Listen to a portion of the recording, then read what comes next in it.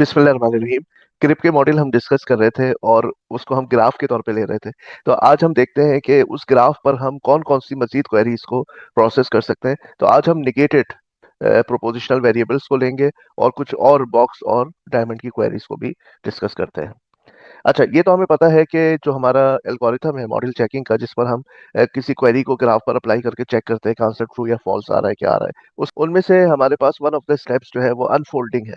Unfolding में क्या होता है, जैसे इम्प्लीकेशन होता है या बाइनरी इम्प्लीकेशन होता है या एंड और होते हैं, जो बाइनरी ऑपरेटर्स होते हैं उनका फॉर्मूला हम अप्लाई करते हैं, उनको खोलते हैं, तो उसको हम अनफोल्डिंग कहते हैं। अच्छा, रिप्लेसिंग रिप्लेसिंग में क्या होता है, इंटरप्रिटेशन फंक्शन अप्लाई करते हैं। इंटरप्रिटेशन फंक्शन में हम चेक करते हैं कि कोई प्रोपोजिशनल वेरिएबल जो है वो किसी वर्ल्ड पर एग्जिस्ट कर रहा है या नहीं कर रहा। जैसे पी जो है वो वर्ल्ड नंबर 3 पे डिफाइंड है या नहीं है, माइनस पी जो है वो 2 पे डिफाइंड है या नहीं है।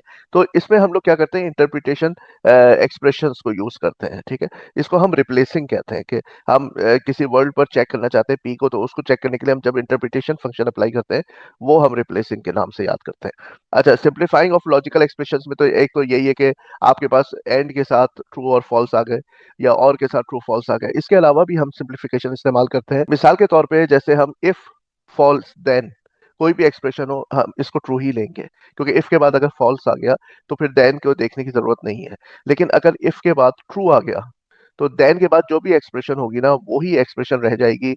ठीक है, वो अगर ट्रू आ गई तो आंसर ट्रू होगा, वो फॉल्स है तो आंसर फॉल्स हो जाएगा। तो ये भी सिंप्लीफिकेशन है। अच्छा, इसके अलावा जो है ना, क्वांटिफायर्स को एक्सपेंड करना, क्योंकि आपको पता है क्वांटिफायर जो है वो अगली दुनिया की बात करते हैं, यानी वन स्टेप फर्दर फिर हम जाके चेक करते हैं वर्ल्ड पर। तो क्वांटिफायर्स को एक्सपेंड करने के लिए हमारे पास फॉर एवरी और फॉर सम करके एक्सप्रेशंस हैं। तो ये जो है ये चार स्टेप है, लेकिन बात क्या है कि इन चारों का जो ऑर्डर है ना वो डिटरमिन नहीं है कि पहले क्या करना है और दूसरे स्टेप में क्या करना है। The order in which we apply the rules 1 to 4 from the model checking algorithm influences how quickly we can conclude with the formula that it holds or not. यानी इस फॉर्मूले को हमें जल्द से जल्द पता लगाना है कि ट्रू है या फॉल्स है, लेकिन ऑर्डर जो है ना वो हमारे पास डिटरमिन नहीं है कि पहले ये करो फिर ये करो। ठीक है, तो इसमें होता क्या है कि, और इसको प्रिडिक्ट करना भी पॉसिबल नहीं है कि कभी किस ऑर्डर से चले तो आंसर जल्दी आ जाएगा, किस ऑर्डर से चले तो आंसर देर से आएगा। Instead we will have to rely on heuristics which guide the application of the rules. हमको अपना प्रीवियस एक्सपीरियंस यूज करते हुए फॉर्मूले को अप्लाई करना शुरू करते हैं। लेकिन बहरहाल एक बात जो हतमी है वो ये कि आंसर जो है वो चेंज नहीं होगा। However the order will not influence the final outcome. कोई पहले चला सिंप्लीफाई कर लेता है, पहले इंटरप्रिटेशन फंक्शन अप्लाई कर लेता है, फॉर्मूले को सॉल्व करता है, फिर इफ फॉल्स को देखता है, तो इससे कोई फर्क नहीं पड़ेगा, आंसर पे कोई फर्क नहीं आएगा। लेकिन हाँ, जो चीज इंपॉर्टेंट है वो ये है कि किसी का सफर मुख्तसर और किसी का तवील हो सकता है। ठीक है, तो ये आपके अपने एक्सपीरियंस के बेस पर आप इसको स्टेप्स को अप्लाई करते हैं। कुछ फॉर्मूले हैं जो आपको पहले दिए जा चुके हैं, और इसमें एक इंटरप्रिटेशन फंक्शन वाला यहाँ पे स्लाइड में रह गया, वो भी यकीनन आपके जहन में होगा, तो उसको तो हम यहाँ पे अप्लाई करेंगे तो रिवाइज आप कर ही लेंगे। अच्छा जनाब, तो हमें एक फ्रेम दिया हुआ है। फ्रेम का मतलब है कि हमारे पास कितने वर्ल्ड्स हैं और वो किस तरह से आपस में रिलेटेड, यानी कितनी नोड्स हैं और कितनी एजेस हैं। ठीक है, और कौन सी एज किससे कनेक्टेड है वो दिया हुआ है। इसके अलावा प्रोपोजिशनल वेरिएबल्स पी किन किन वर्ल्ड पे ट्रू है, क्यू किस किस वर्ल्ड पे ट्रू है, ये भी दिया हुआ है। ठीक है, तो ये दोनों जब मिल जाते हैं तो ये बन जाता है मॉडल, और खाली ये होता है फ्रेम। फ्रेम के साथ जब कंबाइन होता है इंटरप्रिटेशन फंक्शन तो मॉडल बन जाता है। ये देखें आप। ठीक है, तो इसको हमने फ्रेम को F1 कहा हुआ है और इंटरप्रिटेशन फंक्शन को I1 कहा हुआ है। तो हमारे पास सूरत हाल ये है कि चार हमारे पास वर्ल्ड्स है, और वन जो है टू से और थ्री से कनेक्टेड है। वन टू से भी कनेक्टेड है, थ्री से कनेक्टेड है, ये देखें आप। और टू जो है वो भी थ्री से कनेक्ट, टू से थ्री की तरफ हम जा सकते हैं। इसके अलावा जनाब थ्री से टू की तरफ जा सकते हैं, और थ्री से थ्री की तरफ, ये रहा थ्री से टू। ठीक है, अब फोर भी है इसमें, वो बेचारा अकेला, यहाँ पे फोर है। और कौन कौन टू और फोर पे पी है, टू पे और फोर पे पी है। ठीक है, और टू पे क्यू भी है। अच्छा, थ्री पे सिर्फ क्यू है, और फोर पे जो है वो सिर्फ पी है। ये देखिए फोर पे पी है। ठीक है, तो ये हमारा ग्राफ कंप्लीट हो गया। अच्छा, अब हम देखते हैं कि निगेशन को किस तरह से चेक कर सकते हैं। तो निगेशन को चेक करने का एक आसान तरीका तो ये है कि जैसे अगर मुझे वन पे ये चेक करना है कि वहाँ माइनस पी है, क्योंकि देखिए अगर वन पे पी होगा तो वहां पर माइनस पी नहीं हो सकता, ये बात तो हतमी है। हाँ, अगर वहां पे पी नहीं है तो फिर माइनस पी होगा, यानी माइनस पी वहां पे होल्ड कर रहा होगा, है ना। क्योंकि देखिए आप ये कह रहे हैं ना कि वन पे पी नहीं है, तो इसका मतलब है वन पे पी नहीं है, तो क्या मतलब हुआ कि वन पे माइनस पी है। ठीक है, तो इसका एक तरीका तो ये हो सकता है कि M1 जो हमारा मॉडल है उसमें वर्ल्ड नंबर वन पे पी होल्ड नहीं करता।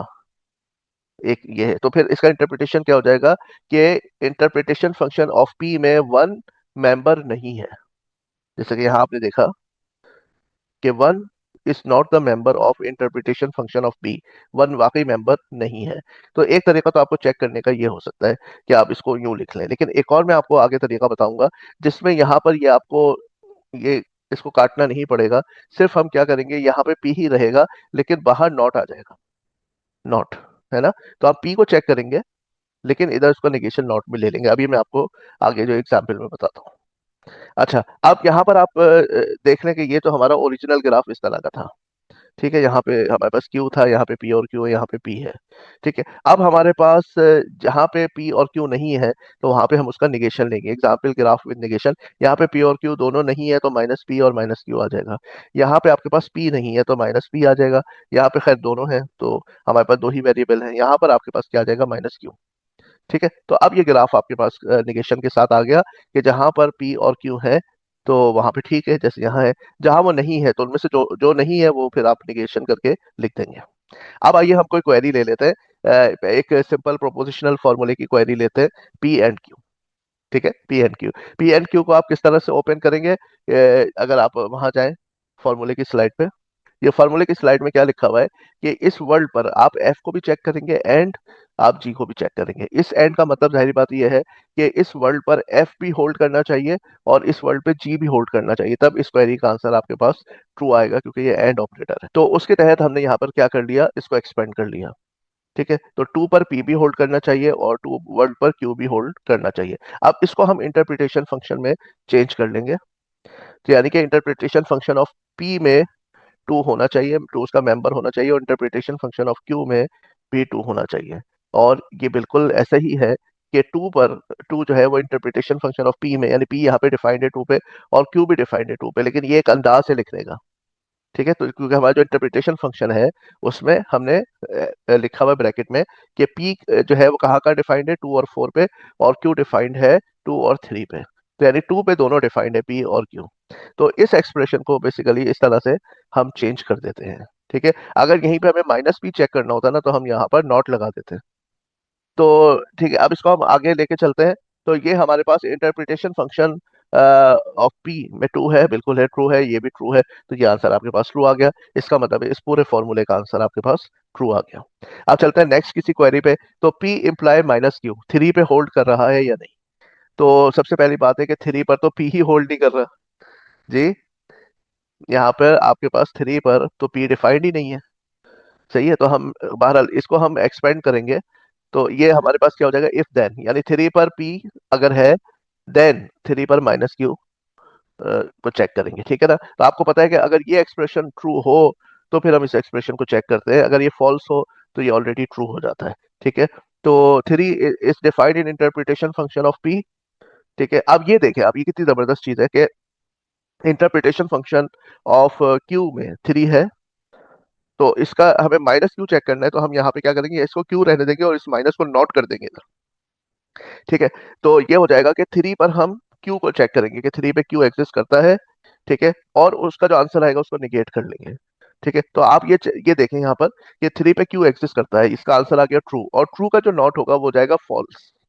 ठीक है, तो जब क्यू एग्जिस्ट कर रहा है थ्री पर तो माइनस क्यू तो एग्जिस्ट नहीं कर सकता, तो इस एक्सप्रेशन का आंसर वैसे भी फॉल्स होना चाहिए था, लेकिन ये तरीका है इसको ओपन करने का, ये जहन में रखिएगा आप।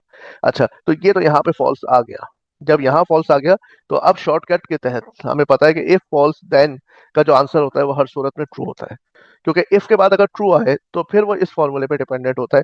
लेकिन जब इफ के बाद फॉल्स आ गया तो हर सूरत में ये फॉर्मूला ट्रू ही होगा, क्योंकि इफ फॉल्स देन फॉल्स या इफ फॉल्स देन ट्रू, दोनों सूरतों में आंसर जो है वो ट्रू ही होता है। तो इंडिपेंडेंट होता है राइट हैंड के देन के। ठीक है, तो क्योंकि असल में बात दरअसल क्या है कि अगर थ्री पे पी एग्जिस्ट करता तो फिर माइनस क्यू को भी होना चाहिए था, यही होता है ना इम्प्लीकेशन, सिंगल इम्प्लीकेशन का मतलब। अगर वहां पे पी नहीं है तो who cares about minus Q, ये होता है दरअसल। तो अगर पी एग्जिस्ट करता तो हम फिर माइनस क्यू जो है उसको भी एग्जिस्ट करना लाजिम होता, क्योंकि ये सिंगल डायरेक्शन है कि इसकी मौजूदगी में आप इसका इनकार नहीं कर सकते। ठीक है, अगर ये मौजूद हो और ये मौजूद ना हो तो यही चीज तो फॉल्स होती है इम्प्लीकेशन में। ठीक है, तो इसकी मौजूदगी जो है उसके तहत इसकी मौजूदगी लाजिम होती है। तो ये तो मौजूद ही नहीं है, तो बस who cares about minus Q, answer is true. ठीक है, अब आइए और देखते हैं। यहाँ पर हम थ्री पे चेक कर रहे हैं, minus P imply minus Q. तो माइनस पी तो है यहाँ पर थ्री पे, क्योंकि पी नहीं है तो माइनस पी है, लेकिन वो इम्प्लाई माइनस क्यू को नहीं कर रहा, यहाँ पे क्यू है। ठीक है, तो अब आप देख लें इसको, फॉर्मूले को बाकायदा यानी प्रोसीजरल वे में जब आप इसको करेंगे तो ये क्या हो जाएगा। तो यहाँ पर इंटरप्रिटेशन फंक्शन आप अप्लाई करेंगे, लेकिन नॉट आ जाएगा बाहर। ठीक है, तो ये नॉट आ गया M13P, और इसी तरह से ये नॉट आपने लिया और M13Q। तो ये नॉट आपने बाहर निकाल लिया, अब ये सादे सादे Q और P रह गए। ठीक है, अब आप थ्री पे चेक करें कि P है, तो थ्री पे P नहीं है, तो ये हो गया आपका फॉल्स। थ्री पे P और इस पे आप चेक करें, तो ये तो आपका हो गया फॉल्स, क्योंकि थ्री पे P नहीं है। अब जब आप इसका नॉट लेंगे तो ये हो जाएगा ट्रू। ठीक है, ये ट्रू हो गया। और ये जो था आपका कि थ्री पे क्यू है, ये तो ट्रू था, तो ट्रू का नॉट हो गया फॉल्स। और अब यहाँ पर आप देखें कि true then false, if true then false, और ये क्या है, ये जब ट्रू हो तो ये फिर फॉल्स नहीं हो सकता, ये फिर एक्सप्रेशन फॉल्स हो जाती है। तो यहाँ पे आंसर फॉल्स आ गया। और ये ठीक है, अब आप इसको एक दफा इसके साथ चेक कीजिएगा कि minus P imply Q, minus P imply Q होता है ना, कि माइनस पी यहाँ मौजूद है और क्यू भी है, तो फिर ये ट्रू आता है आपका आंसर। अच्छा, नेक्स्ट क्वेरी हमारे पास बॉक्स वाली है। फोर पे हम चेक करना चाहते हैं कि क्यू है कि नहीं है। फोर से जितनी भी एक्सेसिबल स्टेट्स हैं उन पे क्यू होना चाहिए। तो इसकी एक्सपेंशन क्या होगी, if and only if for every vertex, ठीक है, which is connected from four, तो वहां पर क्यू होना चाहिए। लेकिन मसला क्या है कि फोर से वन, फोर से टू, फोर से थ्री, फोर से फोर, ये तो एग्जिस्ट नहीं करती। अच्छा, एक बात याद रखिएगा, ये फॉर एवरी जो है ये खत्म हो जाता है जब आप इस फॉर्मूले में एक्चुअल वैल्यू पुट कर देते हैं, वन टू थ्री फोर। ये एक्सप्रेशन है कि अगर फोर से वन कोई एच है, तो देन उस एच पर क्यू होना चाहिए। मैंने आपको बताया था ना, बॉक्स एक छलांग होती है, अगली वर्ड पे जाके चेक करता है, इस वर्ड से जो कनेक्टेड वर्ड्स हैं उन पे जाके क्यू को चेक करेगा। तो फोर से वन, फोर से टू, फोर से थ्री, फोर से फोर कोई कनेक्शन ही नहीं है। और आपको पता है इफ देन में अगर ये पहला फॉल्स हो जाता है तो we do not care about then. ठीक है, तो ये फॉल्स हो गया, तो ये सारे क्या हो गए, ट्रू हो गए, क्योंकि ये तो है ही नहीं एचएस। ठीक है, और जब ये सारे फॉल्स हो गए तो अब इसको चेक करना जरूरी नहीं है। अगर कोई चेक कर लेता मिसाल के तौर पे, तो क्या हो जाता, एफर्ट ज्यादा लगती लेकिन आंसर सबका सेम ही आएगा। तो हमने बस इफ फॉल्स देखा और इसको हमने क्या कर दिया, ट्रू ट्रू ट्रू ट्रू कर दिया, और ये बीच में एंड लगा हुआ है। ठीक है, तो इसका आंसर आ जाएगा ट्रू। तो ये एक्सप्रेशन हमारी क्या हो गई, ट्रू हो गई। Confirms our shortcut concerning box formula at worlds with no outgoing edges. ठीक है, जब किसी वर्ड पर कोई कनेक्शन ना हो, कोई आउटगोइंग एज ना हो, तो वहां पर क्या होता है, फिर जो भी फॉर्मूला है वो ट्रू ही रहता है। अच्छा जनाब, अब बॉक्स है क्यू, लेकिन हमें चेक करना है वन पे। ठीक है, तो वन से कौन कौन वैसे कनेक्टेड है, टू और थ्री कनेक्टेड है, और दोनों पे क्यू है, इस पे भी क्यू है, इस पे भी क्यू है। तो वैसे देखा जाए तो फॉर्मूला तो आंसर ट्रू आना चाहिए, लेकिन जाहिर बात है कि आपको स्टेप फॉलो करने हैं, एग्जामिनेशन में तो आपको प्रोसेस प्रोसेस करके बताना होगा ना। तो यहाँ पर if for every vertex we, तो यहाँ पर क्या हो जाएगा, सबसे पहले आपके पास वन से वन, वन से टू, वन से थ्री, वन से फोर एज होनी चाहिए, और जिस एज पर हम जाएंगे वहां पर फिर क्यू होना चाहिए। तो इसको हम किस तरह लिखेंगे, if and only if for every vertex, if one say that vertex अगर रिलेशन है, तो उस वर्टेक्स पर फिर क्यू होना चाहिए, उस वर्टेक्स पे ये फॉर्मूला होना चाहिए। तो ये फॉर्मूला यहाँ पे सिंपल एक प्रोपोजिशन है, क्यू। अगर यहाँ कोई और फॉर्मूला होता पी इम्प्लाई क्यू, तो फिर हम यहाँ पे पी इम्प्लाई क्यू लिखते हैं। ठीक है, अब हम इसको एक्सपेंड करेंगे, फॉर एवरी खत्म हो जाएगा और वी की जगह पे वन टू थ्री फोर आ जाएगा, और वो सारे एंड हो जाएंगे। ये देखिए, ये ऐड हो गए, और ये वन से वन, वन से टू, वन से थ्री, वन से फोर, हर एज को चेक करेंगे। तो वन से वन क्योंकि है ही नहीं, तो ये फॉल्स हो जाएगा, तो ये एक्सप्रेशन ऑलरेडी ट्रू हो जाएगी। वन से टू यस है, वन से थ्री है, वन से फोर नहीं है, तो ये फॉल्स होके, तो ये खुद ही ये एक्सप्रेशन खुद ही ट्रू हो जाएगी। तो नेक्स्ट जब हम स्लाइड पे जाएंगे, तो हमने यहाँ पे क्या किया है कि हम वही पिछला फॉर्मूला हमने यहाँ पे कॉपी किया, और कॉपी करने के बाद अब हमने यहाँ पे देखा कि इनमें से कौन कौन सी एजेस हैं। तो वन वन फॉल्स और वन फोर फॉल्स है, ये दोनों ट्रू हैं। तो ये जो फॉल्स वाली हैं ये तो ऑलरेडी क्या हो जाएंगी, ट्रू हो जाएगी। ये पुराना फॉर्मूला आया, और फिर यहाँ पर आप देखें कि इधर ट्रू हमने लिख दिया, हमने इसको चेक करने की कोई जरूरत महसूस नहीं की, क्योंकि आपको पता है इफ का फॉल्स हो तो ट्रू होता है। तो ये भी ट्रू और ये भी ट्रू, हाँ अब ये दो रह गए। अच्छा, इसका शॉर्टकट क्या होता है कि आपके पास अगर ये ट्रू है, तो बस फिर फॉर्मूले पे हम डिपेंडेंट हो जाते हैं कि ये अगर ट्रू आ जाए। ठीक है, लेकिन चलें, अभी हमने क्या किया, इसका इंटरप्रिटेशन फंक्शन अप्लाई किया कि टू पे क्यू के इंटरप्रिटेशन फंक्शन में टू है, two is a member of interpretation function of Q, and three is a member of interpretation function of Q. ठीक है, इफ ट्रू, तो वो तो ट्रू है कि रिलेशन है। ठीक है, अब नेक्स्ट पर हम आए, तो ये हमारे पास एक्सप्रेशन बन गई कि हाँ, या हमारे पास क्यू जो है वो इंटरप्रिटेशन, क्यू के इंटरप्रिटेशन फंक्शन में 2 है और क्यू के इंटरप्रिटेशन फंक्शन में 3 भी है। ठीक है ना, तो 2 और 3 दोनों वर्ड्स में क्यू डिफाइंड है, इससे ये आंसर ट्रू आया, और ये भी हमारे पास क्या हो गया फिर, ट्रू हो गया। तो ये चारों ट्रू, तो आंसर ट्रू। तो इस बॉक्स ऑफ क्यू का आंसर हमारे पास ट्रू आया। अब यहाँ पर बॉक्स पे माइनस पी को चेक कर लेते हैं कि क्या 3 से जो भी नोड एक्सेसिबल है उन पे माइनस पी है। तो 3 से 3 भी एक्सेसिबल है, उसपे माइनस पी है। लेकिन 3 से 2 एक्सेसिबल है, वहां पे माइनस पी नहीं है, क्योंकि वहां पे पी है तो फिर माइनस पी नहीं हो सकता। तो वैसे देखा जाए तो इसका आंसर जो है फॉल्स होगा। ठीक है, तो ये भी मैंने आपको बता दिया कि आप क्वेरी को वैसे किस तरह से आप एग्जाम में पहले ही आप इसका आंसर निकाल सकते हैं। ठीक है, वो भी चीज भी आज आपने देख ली इस वीडियो में। और फिर उसकी वेरिफिकेशन के लिए स्टेप्स आपको अप्लाई करने हैं, तो फॉर्मूले जो आपको गिवन होंगे, तो यहाँ पर आप आ जाए। अच्छा जनाब, अब यहाँ पर 3 से 1 और 3 से 2, 3 से 3, 3 से 4, ये हमारे पास जो एजेस हैं, तो जो जो एजेस एग्जिस्ट कर रही हैं उसमें माइनस पी होना चाहिए। अच्छा, माइनस का तो मैंने आपको बता दिया था कि माइनस की यहाँ से माइनस हटाएंगे, सिर्फ पी रहने देंगे, उधर नॉट आ जाएगा। ठीक है, उससे पहले हम ये देख लेंगे इनमें से कौन सा रिलेशन एग्जिस्ट करता है। तो 3 से 3 एग्जिस्ट करता है और 3 से 2 एग्जिस्ट करता है। 3 से 1 नहीं है और 3 से 4 नहीं है, तो पहला और चौथा जो है फॉल्स। पहला और चौथा फॉल्स हो गया, बीच ये दो ट्रू हो गए। ठीक है, अब इनको हमें चेक करना है। तो हमने क्या किया, इसको वही नॉट बाहर ले लिया, क्योंकि इसको तो जरूरत नहीं है, क्योंकि ये फॉल्स हो गया, तो ये तो ऑलरेडी ट्रू है, ये नीचे वाला भी ट्रू है। इनको चेक करना है बस। ठीक है, तो इनका इंटरप्रिटेशन फंक्शन जो है, पी जो है वो 2 में है, हाँ ट्रू है। लेकिन पी जो है वो 3 पे है नहीं, यहाँ फॉल्स आया, जिसका नॉट बेसिकली क्या हो जाएगा, ट्रू। तो यहाँ पे ट्रू का नॉट हो जाएगा फॉल्स। तो एक इसमें से फॉल्स, एक ट्रू है, लेकिन क्योंकि ये एंड है ना, तो एक भी फॉल्स हो गया तो काम खराब हो जाएगा, तो फॉल्स हो जाएगा ये। ठीक है, तो आपने देखा कि इसमें से ये वाला जो था, ये 2 जो है वो है इंटरप्रिटेशन फंक्शन में, लेकिन उसका नॉट जो है ना वो हो जाएगा फॉल्स। तो यहाँ पे इफ ट्रू देन फॉल्स जो है ना, आंसर फॉल्स आ जाएगा। और उसके बाद जो है यहाँ पर इसका क्वेरी का आंसर जो है ना, वो आपके पास फॉल्स आ गया, this does not hold, box of minus P does not hold at world 3। Finally एक और देख लेते हैं, डायमंड वाली। ठीक है, डायमंड में क्या होता है, फॉर सम होता है, फॉर एवरी नहीं होता। फॉर सम की वजह से हम क्या करते हैं, यहाँ पे और लगा देते हैं। बाकी तो सब सेम है इसमें, ये फॉर्मूला जो है 3 पे हमें चेक करना है, लेकिन और यानी 3 से 1, 3 से 2, 3 से 3, 3 से 4, किसी भी एज पे जो एज है, उस पर अगर कहीं पर भी ये फॉर्मूला ट्रू हो जाएगा ना, तो इसका आंसर ट्रू हो जाएगा। ठीक है, तो 3 से 1 तो हमारे पास खैर एज है नहीं, 3 से 4 भी नहीं है, तो 3 से 2 और 3 से 3 में अगर कहीं पर भी हमारे पास पी एग्जिस्ट कर जाए, तो फॉर्मूला ट्रू हो जाएगा। तो 3 से 2 पे वाकई, जब हम 3 से 2 जो एज है, तो 2 पे वाकई पी है।